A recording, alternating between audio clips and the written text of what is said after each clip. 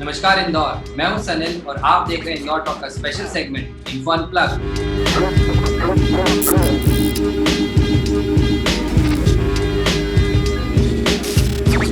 एक ऐसी video series जहां पर आपको मिलेगी इंदौर की सारी इंफॉर्मेशन पूरी तरीके से रियल एंड अनकट। पूरे इंदौर में कोविड-19 वायरस के खिलाफ एक जंग सा माहौल है और इतिहास गवाह है कि जंग जो है एक परफेक्ट स्ट्रैटेजी, प्लानिंग और एग्जीक्यूशन से जीती जाती है और इन्हीं को कहा जाता है वॉर रूम स्ट्रैटेजीज। ऐसे ही कुछ वॉर रूम इंदौर जिला प्रशासन ने इस कोविड-19 के खिलाफ लड़ाई के लिए बनाया हुआ है, जिसके कोऑर्डिनेशन का काम डॉक्टर पुनीत द्विवेदी के जिम्मे है। डॉक्टर पुनीत द्विवेदी स्वच्छ इंदौर के ब्रांड एम्बेसडर हैं और अपने मैनेजमेंट स्किल्स के लिए जाने जाते हैं। सर, बहुत बहुत स्वागत है सर आपका इंदौर टॉक पे। धन्यवाद। सर, सबसे पहले तो हम ये जानना चाहेंगे इस कोविड-19 की जंग के खिलाफ ये जो वॉर रूम बनाया गया है, इस वॉर रूम कॉन्सेप्ट के पीछे एक्चुअल स्ट्रैटेजी प्लानिंग क्या है, कैसे काम कर रहा है वॉर रूम और लोगों के लिए किस तरीके से मददगार है? देखिए, वॉर रूम जैसे नाम से है कि युद्ध काल आता है तो युद्ध काल में कुछ ऐसे स्ट्रैटेजी बनाई जाती है, कुछ ऐसी रणनीतियां बनाई जाती हैं जिसमें युद्ध को आसानी से कम डैमेज के साथ जीता जा सके। वॉर रूम का भी कंसेप्ट यही है, जिसमें सिटीजन एंगेजमेंट, सिटीजन यानी जो वॉलंटरली जो टास्क फोर्स के रूप में काम करना चाहते हैं, उन लोगों से माननीय कलेक्टर महोदय श्री मनीष सिंह जी आह्वान किया था। और चूंकि स्वच्छ इंदौर मिशन से भी मैं जुड़ा हुआ रहा हूँ तो ये मौका हम लोगों को मिला। तो सर, इस वॉर रूम में लगभग कितने लोगों की टीम जो है काम कर रही है और इनका कोऑर्डिनेशन कैसे किया जा रहा है सर? ये कलेक्टर हेल्पलाइन के रूप में काम कर रहा है और हम इसे कोविड वॉर रूम के नाम पे चला रहे हैं। ये मैं आपको बताना चाहूंगा कि इसका अगर आपको कोई दिख पाता है थोड़ा बहुत तो आप देख सकते हैं। ये वहाँ हमारे वॉर रूम का बोर्ड है जहाँ पे हमने ये हेल्पलाइन के नंबर लिखे हैं और जहाँ पे हमारे कॉल सेंटर पे बैठे हुए प्रोफेशनल मतलब क्या, they are the volunteers, they are not true professionals who are handling calls always, but ये ऐसे लोग हैं जो सेल्फ मोटिवेटेड लोग हैं, जो खुद आए हुए हैं और देश और नगर की सेवा के लिए अपना समय दे रहे हैं। इसमें कई लोग आईटी प्रोफेशनल्स भी हैं, कई लोग इन्फ्लुएंसर भी हैं, कई लोग प्रोफेसर भी हैं, बहुत सारे स्टूडेंट्स भी हैं, बहुत सारे आईटी प्रोफेशनल्स हैं, बैंकिंग प्रोफेशनल्स हैं, मेडिकल प्रोफेशनल्स हैं। तो इस प्रकार के कोई स्ट्रेटा और कोई एज ग्रुप नहीं है, लेकिन different strata, different age group के लोग इसमें वॉलंटरली इन्वॉल्व हुए हैं। और 30 लोगों की जो टीम है वो हमारे कॉल सेंटर में काम कर रही है। 30 को हमने 3 शिफ्ट में बांटा है, 10-10 की 3 शिफ्ट है, जिसमें 8 टास्क दे रहे हैं। तो उस दौरान जितने भी कलेक्टर हेल्पलाइन में कॉल आ रहे हैं वो सारे हमारे पास इस कॉल सेंटर में हमारे पास डाइवर्टेड है। तो जो वॉर रूम जो पहली बार एक्टिवेट हुआ है तो ये हमने जो भी जिन ट्रेवलर्स की इंटरनेशनल ट्रेवल की हिस्ट्री रही है उनको उनके डेटा पे काम करने का पहले हमको टास्क मिला और जिसमें 30 वॉलंटियर्स लगे इनिशियली और 30 वॉलंटियर्स ने मिलकर उसको पूरे टास्क को कंप्लीट किया। हमें 3 दिन का समय लगा इसको पूरा करने में, क्योंकि 5,000 लोगों को कॉल करना था और 5,000 लोगों की ट्रेवल हिस्ट्री जो हमको एयरपोर्ट अथॉरिटी से मिला था, इंदौर एयरपोर्ट अथॉरिटी से, उसको लेने के बाद प्रति व्यक्ति की हमने एक वो बनाई, सूची बनाई, उनकी पूरी एक शीट बनाई, कहाँ उनका कांटेक्ट हुआ, कहाँ समारोहों में या प्रोग्राम में उनका जाना हुआ है। इसके आधार पे एक पूरा डॉक्यूमेंटेड शीट बना के हमने, एक फाइल बना के हमने जिला प्रशासन को सौंपा। उसके बाद से हम रणनीति में आगे बढ़ रहे हैं। दूसरा टास्क जो हमको मिला वो था कॉल सेंटर, जो अभी आपने चर्चा की है। It is not a call centre, it is collector helpline. और जिसमें जो सुविधाएं हम दे रहे हैं वो है फूड हेल्पलाइन, टेलीमेडिसिन, कोविड-19 का सिम्टम कहीं पे दिखता है तो उसके बारे में ई पास की जो सुविधा है, जो आप अगर शहर बदलना चाहते हैं, कहीं और जाना चाहते हैं तो ई पास की सुविधा है। उसमें ई पास का वेबसाइट का लिंक भी है और ई पास का भोपाल का फोन नंबर भी है, हेल्पलाइन नंबर, जो हमारे पास आते ही हम उनको कनेक्ट कर देते हैं। सैनिटाइजर की हेल्पलाइन है, जहाँ पे किसी को सैनिटाइजर वगैरह की आवश्यकता होती है तो हम उनको उपलब्ध कराते हैं। और अगला जो है वो शव वाहन की आवश्यकता पड़ती है, किसी की डेथ हो जाती है तो वहाँ पे शव वाहन की रिक्वायरमेंट 24/7 कभी आ सकती है, तो उसके लिए हम प्रोवाइड करते हैं। ओला एम्बुलेंसेस शुरू किए गए हैं, जो कि एक बड़ा ही इनोवेटिव अप्रोच जिला प्रशासन का रहा है। तो ओला एम्बुलेंसेस में ओला का भी एक व्यक्ति हमारे पास बैठा रहता है, जो कि जैसे में ओला एम्बुलेंस के लिए कॉल आता है तो हम उससे कनेक्ट करते हैं और वहां से वो ओला की सर्विसेज दे पाता है। दूसरा जो सबसे इम्पोर्टेंट जो टास्क है वो ये है कि क्योंकि बहुत सारे हॉस्पिटल्स हैं, red, yellow and green zone में बांटा गया उनको, तो उन सारे हॉस्पिटल्स में नोडल ऑफिसर्स बनाए गए हैं, जो कि इंदौर जिला प्रशासन के ही लोग हैं, अधिकारी लोग हैं जो वहाँ पे हैं। और बहुत सारे डॉक्टर्स भी हैं जो इसमें सीनियर डॉक्टर्स हैं जिसमें इसमें इन्वॉल्व हैं।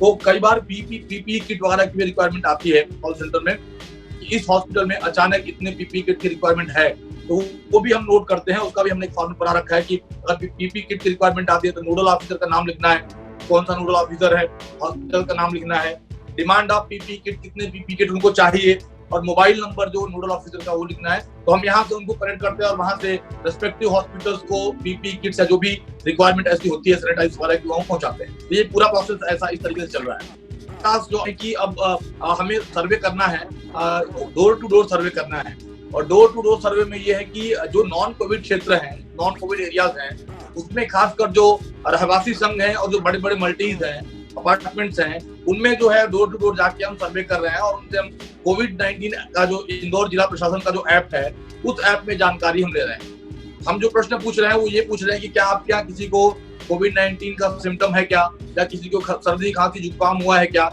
या अन्य कोई बीमारी है क्या। और हम परिवार के सभी लोगों से मिल रहे हैं, जिसमें 120 वॉलंटियर्स की टीम लगी हुई है और जो अपना काम कर रही है, जिसमें कई कोऑर्डिनेटर्स भी सीनियर लोग हैं, जो कि IIM इंदौर से नीरज मिश्रा हैं, वृद्धि दोषी हैं और पुनीत तिवारी हैं। ऐसे कई लोग हैं जो इसमें बड़े स्तर पे लगे हुए हैं और इनका कोऑर्डिनेशन ये लोग अक्षत यादव, भारत भूषण शुक्ला ये लोग कर रहे हैं। तो एक टीम 5 लोगों की टीम मेरे अंडर में है जो इन सारे कामों का सुपरविजन कर रही है। तो मैं अकेला नहीं कर रहा हूँ, मेरे साथ 5 लोग और मेरे अंडर में हैं जो या तो मेरे स्टूडेंट्स रहे हैं या तो मेरे मित्र रहे हैं। ये लोग उसमें जिला प्रशासन के साथ मिलकर हम लोग चीजों को काम कर रहे हैं। हम लोग को ऑफिशियल जो है डेडिकेटेड ID कार्ड मिले हैं, जो कर्फ्यू पास के रूप में हम कहीं भी एनीवेयर संपूर्ण इंदौर में कहीं भी हम भ्रमण कर सकते हैं, आ जा सकते हैं। तो ये चीजें हम कर रहे हैं। पैरेलली एक और चीज जो बहुत महत्वपूर्ण है वो चल रही है, जिससे मैं चौथा टास्क फोर्स का टास्क कह सकता हूँ, कि हम इंदौर के सभी डॉक्टर्स को कॉल कर रहे हैं। वहाँ पे अगेन 30 लोगों की एक टीम बैठी हुई है और जो इंदौर के सभी हॉस्पिटल्स और सभी डॉक्टर्स को हम कॉल कर रहे हैं। इंडियन मेडिकल एसोसिएशन की जो डायरेक्टरी है वो डायरेक्टरी हमको मिली हुई है, टेलीफोन डायरेक्टरी, और इंदौर का भी जो मेडिकल ग्रुप है या उनके जो पीयर ग्रुप्स हैं या एसोसिएशन हैं उनसे भी हमें, फार्मा एसोसिएशन है उससे भी हमें पूरा डेटा मिला हुआ है। तो हम क्या कर रहे हैं, उन सारे डॉक्टर्स को कॉल कर रहे हैं। डॉक्टर्स को कॉल करने के बाद उनसे निवेदन कर रहे हैं कि उनके डेटाबेस में जो पिछले 2, 3, 4 सालों में जितने पेशेंट उनके यहाँ आए हैं या विजिट जिनका हुआ है और उनका डेटाबेस उनके पास है, तो डेली बेसिस पे वो कम से कम 25 से 30 लोगों को, पेशेंट को कॉल करें या फैमिलीज में कॉल करें और कॉल करके पूरे परिवार की हिस्ट्री जानने की कोशिश करें कि कोई परिवार में बीमार तो नहीं है। अगर बीमार है तो टेलीफोनिकली ही अगर हम समस्या का समाधान कर पाए तो ये अच्छा होगा कि हम लोगों को बाहर निकलने से रोकेंगे और जिससे सोशल डिस्टेंसिंग मेंटेन रहेगी और हॉस्पिटल्स पे ज्यादा बर्डन भी नहीं रहेगा और इन्फेक्शन वगैरह होने की भी संभावना कम रहेगी। जो सामान्य बीमारियां हैं उसके लिए हम डॉक्टर्स पे डिपेंडेंट है। काफी बड़ा हम एक लॉट जो है डॉक्टर्स का एक बड़े लॉट ऑफ पेशेंट्स को और फैमिलीज को ऑलरेडी कॉन्टेक्ट कर चुका है। तो ये हम पिछले 15 दिन से ये काम कर रहे हैं। तो एक बड़ा इसमें हम वो सकारात्मकता देखने को मिल रही है। लोगों के फुटफॉल हॉस्पिटल में कम हुए हैं ताकि टेलीमेडिसिन और डॉक्टर कॉल योर डॉक्टर के माध्यम से लोगों को फायदा मिल रहा है। और एवरीडे शाम को रात को जब भी डॉक्टर फ्री होते हैं तो हमें रिपोर्ट हमारे ईमेल ID पे हमको भेज सकते हैं और भेजते हैं और वो हम उसे एक्सेल शीट में बनाते हैं और शासन को सुपुर्द करते हैं। सर, जैसा कि आपने बहुत डिटेल में, बहुत विस्तृत तौर पे बताया कि जो वॉर रूम है वो कितनी सारी चीजों की जिम्मेदारी लिए हुए है, ऐसे में सर अभी सबसे पहला सवाल या सबसे इम्पोर्टेंट सवाल ये हो जाता है, क्योंकि कहीं ना कहीं इस वॉर रूम का सबसे बड़ा मकसद है कि लोगों तक सुविधाएं पहुंचाएं या लोगों की जो समस्याएं उनका समाधान उनको इन नंबर्स के थ्रू या इस वॉर रूम से जितनी भी कनेक्टिंग चीजें उनसे संपर्क करके मिले। पर सर अभी थोड़ा सी चीजें ये हो रही है कि शायद कहीं ना कहीं एक ही वॉर रूम में सारी चीजों को सम्मिलित करने से ये हो रहा है कि लोगों को सॉल्यूशन टाइम पे शायद नहीं मिल पा रहा है, क्योंकि अभी अधिकतर लोगों की प्रॉब्लम्स ये आ रही हैं कि कॉल लगने पे या कई बार कनेक्ट नहीं होता है, कनेक्ट होता है तो कई बार उनको बहुत टाइम वेटिंग करना पड़ता है, या कई बार वेटिंग करने के बाद अगर कॉल कनेक्ट होता भी है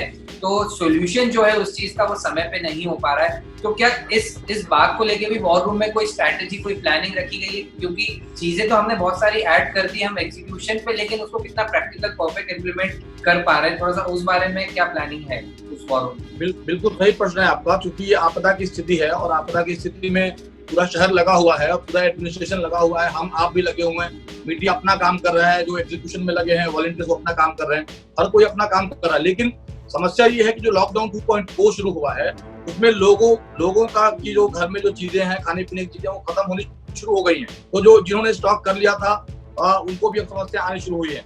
नगर निगम की जो व्यवस्था है, जो आपने देखा होगा कि जो अपनी जो कूड़ा की जो गाड़ियां हैं, जिसको कचरा वाहन जिसे कहते हैं, उसके के माध्यम से हमने कई घरों में नित्य पहुंचा ही रहे हैं। तो लेकिन फिर भी क्या है, क्योंकि पूरा इंदौर कॉल कर रहा है तो कॉल सेंटर पे थोड़ी लाइन भी, ट्रैफिकिंग, इस तरह के ट्रैफिक बढ़ रहा है और उतने लोगों तक अचानक पहुंचा पाना भी थोड़ी संभावना थोड़ी कम है।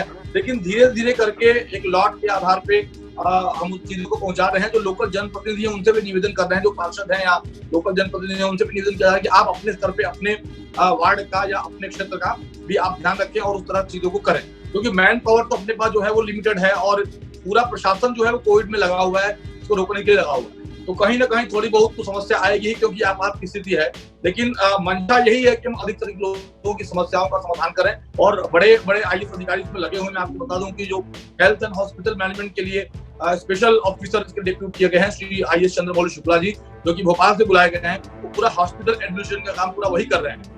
माननीय कलेक्टर महोदय तो पूरा ओवरऑल सुपरविजन कर रहे हैं। आशीष सिंह जी, आईएएस आशीष सिंह जी जो अपने कमिश्नर नगर निगम है, वो पूरा फूड सप्लाई और राशन सप्लाई का पूरा जो विंग को संभाल रहे हैं। जबकि सबके काम अलग थे, लेकिन सब अलग काम अभी इस समय व्यवस्था के अनुरूप जो किया जा सकता है वो शासन कर रहा है। और चूंकि सोशल डिस्टेंसिंग भी बहुत बड़ा इशू है, हम सबको इस तरह से अचानक करके बहुत लोगों को भेज के हम सोशल डिस्टेंसिंग की अगर धज्जियां उड़ाते हैं तो फिर हम लोगों को खाना तो पहुंचा देंगे बट हम साथ तो बीमारी ही पहुंचा देंगे।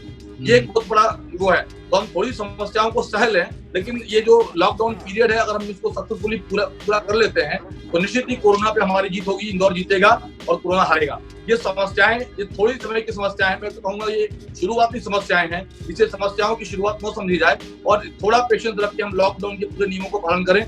थोड़ी बहुत खाने पीने को लेकर समस्या हो रही है, लेकिन हम इसको जल्दी ही इस पर निजात पा जाएंगे। सर, लगभग जैसे इस वॉर रूम में जितनी भी चीजों की सुविधाएं जो है जनता के लिए मुहैया करवाई जा रही हैं, क्योंकि कहीं ना कहीं जब इतने बल्क में कॉल्स आना, उनको कोऑर्डिनेट करना, क्योंकि सर ये रेगुलर रूटीन से जुड़ी हुई चीज नहीं हो, जैसा कि आप ही ने बताया कि हर प्रोफेशनल का आदमी इस वॉर रूम का हिस्सा है, तो ऐसे में क्या कोई स्पेशल ट्रेनिंग भी उनको मिली है इस टाइप की हैंडल करने के लिए? देखिए, हम लोग जो वॉर रूम बना है, मैं आपको बता दूं, ये आपने देखा होगा R&D मार्ग पे कारपोरेट हाउस एक बिल्डिंग है जिसमें 7th फ्लोर पे एक आइडिया का कॉल सेंटर है। ठीक है, उस कॉल सेंटर को शासन ने अधिग्रहित किया है और उस कॉल सेंटर के जो संचालक हैं अनिल शर्मा जी, वो भी, उनकी टीम भी वहाँ पे लगी हुई है। उनकी टीम ने सारे प्रोफेशनल को ट्रेन किया क्योंकि लॉकडाउन के चलते उनका वर्क फ्रॉम होम चल रहा है, तो they are doing work from home. तो उनके लेकिन वो खुद आके व्यक्तिगत रूप से भी इन सारे लोगों को उन्होंने एक दिन ट्रेन भी किया, 2-3 घंटे की ट्रेनिंग दी।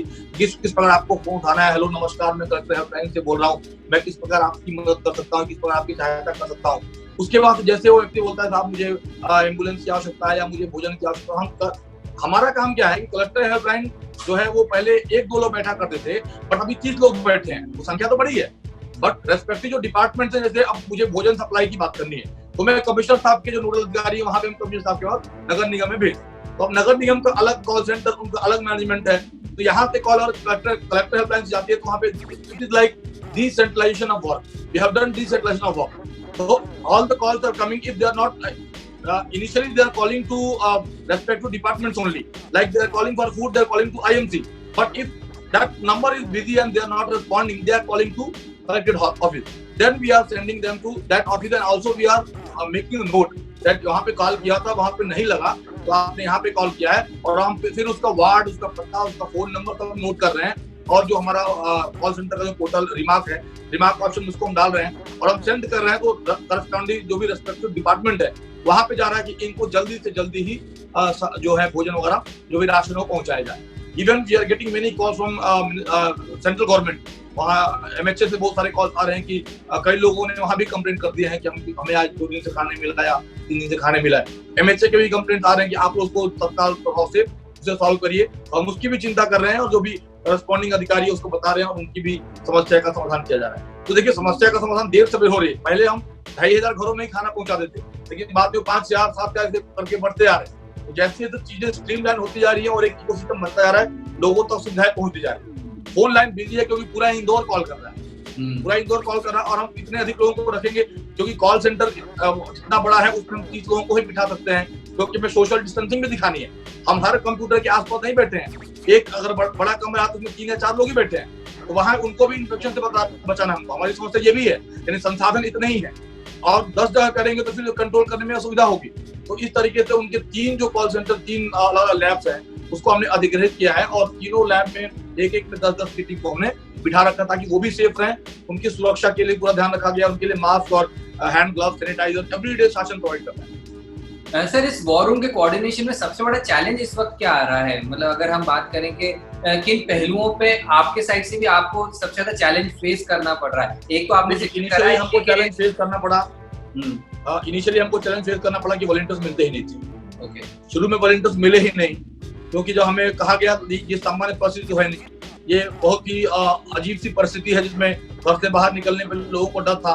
फिर जिला प्रशासन का आया, कुछ लोग मोटिवेट हुए और जो संख्या बन पाई उसके आधार पर हमने काम को बांटा, लेकिन काम पूरा मैनेज हो जा रहा है। हमें लगता है इससे अधिक की पहले हमने 10 लोगों को लगाया था, फिर 20 को किया, फिर अभी 30 को किया। अब हमें नहीं लगता है कि ये चीजें इसके ज्यादा और की जा सकती है। पहले ये भी था कि इनिशियली हमने 10 लोगों को लगाया था तो रात का जो शिफ्ट था, जो रात के 12 बजे से लेकर सुबह के 8 बजे तक, उस शिफ्ट में हम ये करते थे कि अब जो कलेक्टर हेल्पलाइन का जो फोन नंबर था वो मेरे मोबाइल पे और मेरे 2-3 और जो वॉलंटियर सीनियर्स हैं जो उनके मोबाइल नंबर हम डालते थे, तो कॉलिंग वहां पे आती थी, रात भर लोग अटेंड करते थे, तो रात में 5 या 6 या 7-8 कॉल आते थे। तो लेकिन हम 24 आवर्स हमको सभी दे रहे थे, बट अब ये संख्या बढ़नी शुरू हुई, तो फिर हमने 3 शिफ्ट में 10-10 को कर दिया और हम उसको प्रॉपर तरीके से चला रहे हैं। देर सवेर लोगों की समस्याओं को सुनने का मौका मिल रहा है। ये ठीक वैसे जैसे शिवरात्रि या अन्य किसी कार्यक्रम में हम देखते हैं जब बहुत सारी भीड़ हो जाती है मंदिरों में, तो कहीं बैरिकेडिंग को बढ़ा दिया जाता है। जी, जगह उतनी ही है पर बैरिकेडिंग को बढ़ा दिया गया है, लेकिन दर्शन सबके होंगे भगवान के, ये भी तय है। उस आधार पे ही किया गया है, जो कॉल है यहाँ नहीं लगता तो आप नगर निगम में लगा, कहीं ना कहीं लग जाएगी, नहीं तो अगर नहीं लग रही, ज्यादा परेशान होते जा रहा है तो हम लोग उसको ठीक से स्वयं जाके या टीम को भेज के व्यक्तिगत रूप से चिंता करके उसका समाधान कर रहे हैं। मतलब कि कुल मूल मंत्र जो इस वॉर रूम का है कि लोगों का समाधान हो, और लोगों से भी निवेदन है कि अगर आप कॉल कर रहे हैं तो थोड़ा सा धीरज रखें और वेटिंग टाइम जो है मैं कहता हूं फोन को उस समय हम होल्ड करके रखें, और जैसे ही वो लाइन फ्री होगी तो तुरंत जो है सामने सेंटर से आपको कनेक्ट किया जाएगा और आपकी कोशिश की जाएगी आपकी समस्याओं का समाधान हो। मैं क्या सर यही कहना चाह रहे हैं? सर, इसमें एक चीज और है, जैसा कि आपने बताया है कि अभी इस ये कॉल सेंटर जो है 24 घंटे तो काम कर ही रहा है, जिस हिसाब से अभी आपने बताया।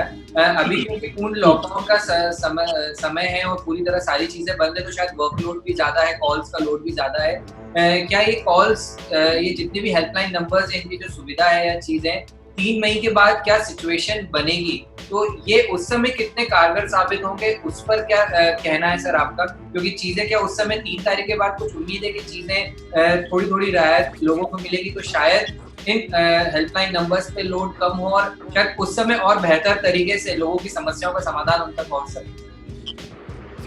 देखिए, लोगों की समस्या का समाधान आपको होना शुरू हो गया है। पहले जो इनिशियली जो 3-4 दिन जो स्थिति थी वो अब नहीं है, तो लोग बोल देते हैं अब तो ये पहले आपने हमने 15 कॉल लगाए वो बिजी था, अब आज हमने 3 कॉल लगाए बिजी था, तो स्थिति वहां तक पहुंची है।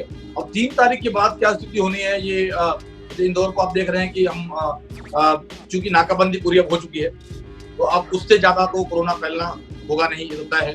थोड़ी बहुत जो कमियां हैं उससे शासन पूरा कर ही रहा है, और अब जो है वो कोरोना का जो स्तर है वो गिरेगा। जैसे गिरेगा वैसे लोगों का कॉन्फिडेंस बढ़ेगा, लोगों का कॉन्फिडेंस बढ़ेगा तो फिर क्या होगा, शासन का भी कॉन्फिडेंस बढ़ेगा, और दोनों का कॉन्फिडेंस बढ़ने से ये होगा कि चीजें थोड़ी पॉजिटिव वे में जाना शुरू होगी, और अब लोगों को एक भाव दिखेगा 3 तारीख के बाद से लॉकडाउन खुल रहा है तो हमें अब बहुत दिन नहीं है, पास में ही आ गया है, इसको भी लेकर लोग थोड़ा पैनिक होना कम होंगे। तो ये अब लेकिन 3 तारीख के बाद से स्थिति अभी क्या होगी ये अभी कह पाना थोड़ा सा अभी मैं नहीं समझता हूँ कि उचित है, क्योंकि सर्वे जो है वो अभी हम क्लियर नहीं कर पाते हैं, क्योंकि टेस्टिंग की जो स्थिति है कि हम सैंपल तो ले पा रहे हैं, लेकिन जो टेस्टिंग उतनी होनी है जिस समय पीरियड में होके आनी है उसकी समस्या अभी आ रही है। कल परसों हम लोगों ने डेटा पूरा अपडेट किया, को टास्क फोर्स वहां बनाया गया था 4 घंटे के लिए, स्पेशल टास्क फोर्स वो भी था, तो वो हम तो सेम डे डेटा कलेक्ट करके सैंपल कलेक्ट करके हम सेम डे टेस्टिंग के लिए भेज दे रहे हैं। बट जो टेस्टिंग लैब्स है वो फुल्ली ऑक्युपाइड है, क्योंकि उनके बाद अन्य भी स्टेटों से भी स्टेट से जो है वो सैंपल्स आ रहे हैं, और इतने सैंपल्स कर पाना भी इंफ्रास्ट्रक्चर की जो समस्या है, मैं तो ये कहूँगा जो टेस्टिंग इंफ्रास्ट्रक्चर है उसमें ज्यादा समस्या है, या उसको और मजबूत करने की आवश्यकता है। तो शासन अपना काम पूरी मुस्तैदी से पूरी ईमानदारी से इंदौर जिला प्रशासन कर रहा है, लेकिन अब टेस्टिंग पे है वो हमारा कोई अधिकार नहीं है, हम बस निवेदन कर सकते हैं या हम वेट कर सकते हैं। तो इस आधार पे अभी जो सैंपल जब तक पूरा एक बड़ा लॉट निकल नहीं जाता है कुछ कह पाना मुश्किल है। तो अभी एक बड़ा लॉट फंसा हुआ है, वो लॉट निकल जाएगा तब इंदौर की स्थिति क्लियर होगी 3 तारीख को लॉकडाउन में इतना और किन किन क्षेत्रों में ढिलाई दी जाएगी और किन किन क्षेत्रों में ढिलाई नहीं दी जाएगी। सर एक हम आंकड़ों की बात करें तो लगभग कितनी दिन भर में जो लोगों के कॉल्स आते हैं या कॉल्स के माध्यम से हम बात करें या कितनी ऐसी रिक्वेस्ट आती है, लगभग एक आंकड़ों की बात करें और लगभग उनमें से कितनी जो है सॉल्व कर दी जा रही है इस वॉर रूम में अभी फिलहाल अगर हम बात करें जो मौजूदा टीम है उसमें?